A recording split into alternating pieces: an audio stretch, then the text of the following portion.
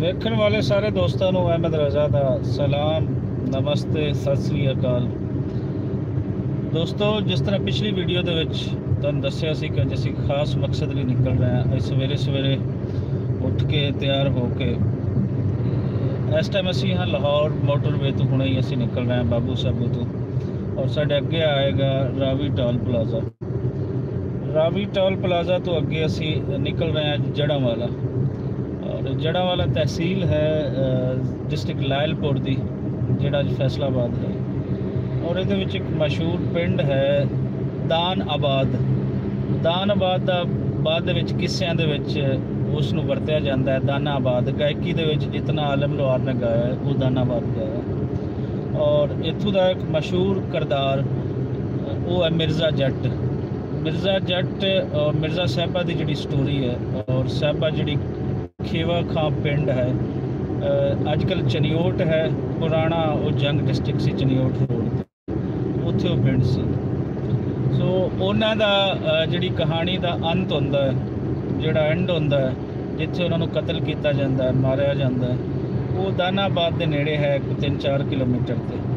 ਔਰ ਉਹਨਾਂ ਦੀਆਂ ਕਬਰਾਂ ਵੀ ਉੱਥੇ ਮੌਜੂਦ ਹਨ। ਔਰ ਪੰਜਾਬ ਦੀਆਂ ਜਿਹੜੀਆਂ ਮਸ਼ਹੂਰ ਲੋਕ ਦਾਸਤਾਨਾਂ ਜਿਵੇਂ ਹੀਰ ਰਾਂਝਾ ਹੈ, ਸੱਸੀ ਪੁੰਨੂ ਹੈ, ਔਰ ਸੋਹਣੀ ਮਾਹੀਵਾਲ ਹੈ, ਉਹਨਾਂ ਦੇ ਨਾਲ ਨਾਲ ਇਹ ਵੀ ਇੱਕ ਵੱਡੀ ਦਾਸਤਾਨ ਹੈ ਜਿਹੜੀ ਸੀਨਾ ਬਸੀਨਾ ਇਹ ਅੱਗੇ ਟੁਰਦੀ ਆ ਰਹੀ ਹੈ। ਇਸ ਨੂੰ ਕੋਈ ਦਰਜਨਾਂ ਸ਼ਾਇਰਾਂ ਨੇ ਲਿਖਿਆ ਔਰ ਇਹਦੇ 'ਤੇ ਕਾਫੀ ਬਿਹਤਰ ਲੈਵਲ ਦੀਆਂ, ਅੱਛੇ ਬਜਟ ਦੀਆਂ ਪਾਕਿਸਤਾਨ ਔਰ ਇੰਡੀਆ ਦੇ ਵਿੱਚ ਮੂਵੀਜ਼ ਬਣ ਚੁੱਕੀਆਂ। ਪਾਕਿਸਤਾਨ ਦੇ ਵਿੱਚ ਜੋ ਮਿਰਜ਼ਾ ਦਾ ਕਿਰਦਾਰ ਅਦਾ ਕਰਦਾ ਹੈ ਉਹ ਯੂਸਫ ਖਾਂ ਕਰਦਾ ਹੈ, ਔਰ ਸਾਹਿਬਾ ਦਾ ਅਦਾਕਾਰ ਅੰਜਮਨ ਉਹ ਕਰਦੀ ਹੈ। ਔਰ ਇਹ ਮੂਵੀ ਇੱਕ ਆਪਣੀ ਤਰਜ਼ ਦੀ ਬੜੀ ਪਿਆਰੀ ਮੂਵੀ ਸੀ। ਇਹਦੇ ਗੀਤ ਲਿਖੇ ਅਹਿਮਦ ਰਾਈ ਸਾਹਿਬ ਨੇ, ਬੜੇ ਹੀ ਗਾਣੇ ਜਿਹੜੇ ਨੇ ਉਹ ਮਸ਼ਹੂਰ ਹੋਏ। ਉਸ ਤੋਂ ਅੱਗੇ ਫਿਰ ਅਸੀਂ ਚੱਲਦੇ ਹਾਂ, ਅਤੇ ਇਹ ਦਾਸਤਾਨ ਦੇ ਵਿੱਚ ਬੜੀਆਂ ਗੁੰਝਲਾਂ ਹਨ। ਦਾਸਤਾਨ ਨੂੰ ਜਿਸ ਤਰ੍ਹਾਂ ਕਿੱਸਾ ਗੋ ਆਪਣੇ ਉਹਨੂੰ ਅੱਗੇ ਪਿੱਛੇ ਕਰਦੇ ਨੇ, ਤੋ ਇਹਦੇ ਵੀ ਕੋਈ ਇਸ ਦਾ ਵਰਤਾਓ।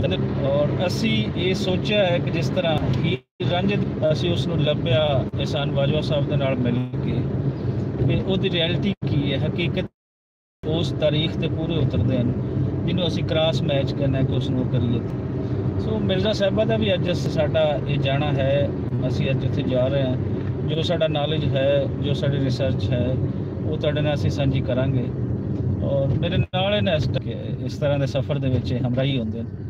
ਔਰ ਇਹਨਾਂ ਨਾਲ ਮੇਰਾ ਹਿਸਾਬ ਤਾਂ ਹੁਣ ਉਹੀ ਹੈ ਕਿ ਖਾਸ ਕਰ ਜਦੋਂ ਇਸ ਤਰ੍ਹਾਂ ਦੀ ਕੋਈ ਚੀਜ਼ ਅਸੀਂ ਲੱਭਣੀ ਹੈ ਤਾਂ ਉਹਦੇ ਵਿੱਚ ਇਹਨਾਂ ਦਾ ਹੋਣਾ ਜ਼ਰੂਰੀ ਹੁੰਦਾ, ਕਿਉਂਕਿ ਉੱਥੇ ਮੈਂ ਇਕੱਲਾ ਜਾਂ ਕੋਈ ਹੋਰ ਦੋਸਤ ਉਸ ਹੱਦ ਤੱਕ ਅਸੀਂ ਕੰਮ ਨਹੀਂ ਕਰ ਪਾਉਂਦੇ ਜਿਸ ਤਰ੍ਹਾਂ ਅਸੀਂ ਦੋਨਾਂ ਦੀ ਮਿਲ ਕੇ ਅਸੀਂ ਕਰ ਪਾਉਂਦੇ ਹਾਂ। ਸੋ ਇਹ ਹੈ ਸ਼ੁਰੂਆਤ। ਅਸੀਂ ਇਸ ਟਾਈਮ ਰਾਵੀ ਟੋਲ ਪਲਾਜ਼ਾ ਪਹੁੰਚ ਚੁੱਕੇ ਹਾਂ, ਔਰ ਇਸ ਤੋਂ ਅੱਗੇ ਫਿਰ ਅਸੀਂ ਮੁੜਨਾ ਹੈ ਜੜਾਂਵਾਲੇ ਨੂੰ।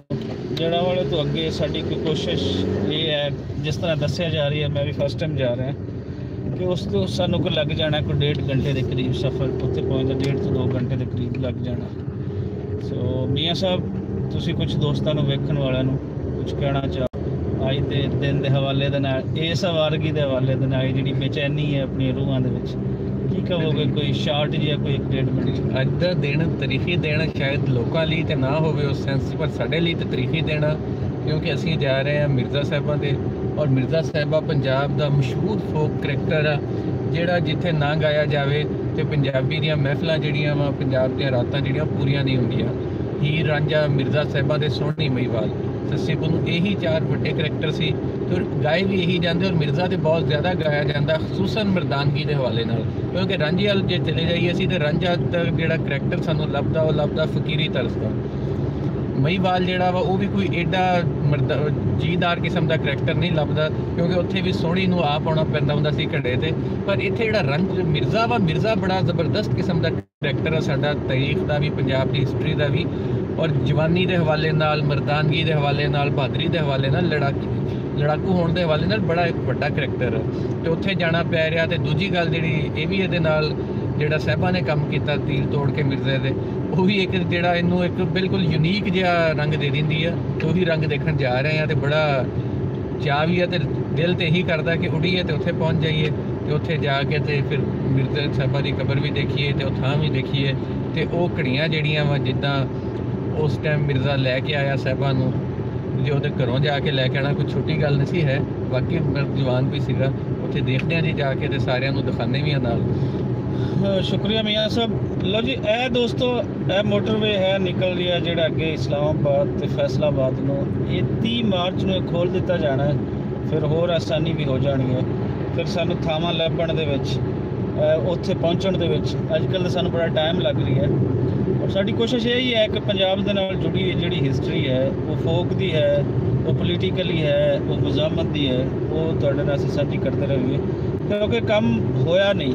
ਪੰਜਾਬ ਦੇ ਅੰਦਰ ਇਸ ਕੰਮ ਕਰਨ ਦੀ ਲੋੜ ਹੈ ਔਰ ਅਸੀਂ ਜਿੰਨੇ ਜੋਗੇ ਹਾਂ ਉਹ ਕੰਮ, ਸਾਡੀ ਕੋਸ਼ਿਸ਼ ਇਹੀ ਹੁੰਦੀ ਹੈ ਕਿ 1 ਮਹੀਨੇ ਦੇ ਵਿੱਚ 2 ਦਫਾ ਜ਼ਰੂਰ ਨਿਕਲਿਆ ਜਾਵੇ ਉਹਨਾਂ ਥਾਵਾਂ 'ਤੇ ਜਿਨ੍ਹਾਂ ਥਾਵਾਂ 'ਤੇ ਪੰਜਾਬ ਮਾਣ ਕਰ ਸਕਦਾ ਹੈ, ਜਾਂ ਪੰਜਾਬ ਦੀ ਹਿਸਟਰੀ ਦੇ ਵਿੱਚ ਉਹ ਇਸ ਤਰ੍ਹਾਂ ਬੈਠੀਆਂ ਹਨ ਕਿ ਉਹਨਾਂ ਤੋਂ ਬਗੈਰ ਪੰਜਾਬ ਦੀ ਹਿਸਟਰੀ ਨਾਮੁਕੰਮਲ ਸਾਨੂੰ ਲੱਗਦੀ ਹੈ। ਸੋ ਮਿਲਦੇ ਹਾਂ ਉੱਥੇ ਜਾ ਕੇ ਦਾਨਾਬਾਦ। ਇਹ ਹੁਣ ਸਾਨੂੰ ਕਨਫਰਮ ਨਹੀਂ ਕਿ ਅਸੀਂ 1.5 ਘੰਟੇ ਪਹੁੰਚਦੇ ਹਾਂ, 2 ਘੰਟੇ ਪਹੁੰਚਦੇ ਹਾਂ, ਤੇ ਜਿਵੇਂ ਹੀ ਪਹੁੰਚਦੇ ਹਾਂ ਤੇ ਤੁਹਾਡੇ ਨਾਲ ਇੱਕ ਦਫਾ ਅਸੀਂ ਫਿਰ ਲਾਈਵ ਆਉਂਦੇ ਹਾਂ। ਔਰ ਤੁਹਾਡਾ ਕੋਈ ਅਗਰ ਕੋਈ ਸਵਾਲ ਹੈ ਇਸ ਬਾਰੇ, ਕੋਈ ਪੁੱਛਣਾ ਚਾਹੋ, ਕੁਛ ਤੇ ਖਾਸ ਚੀਜ਼ ਦੇਖਣਾ ਚਾਹੋ, ਤੇ ਉਸ ਨੂੰ ਅਸੀਂ ਰਿਕਾਰਡ ਤੁਹਾਡੀ ਫਰਮਾਇਸ਼ 'ਤੇ ਉਹ ਵੀ ਜ਼ਰੂਰ ਕਰ ਸਕਦੇ ਹਾਂ। ਇਜਾਜ਼ਤ।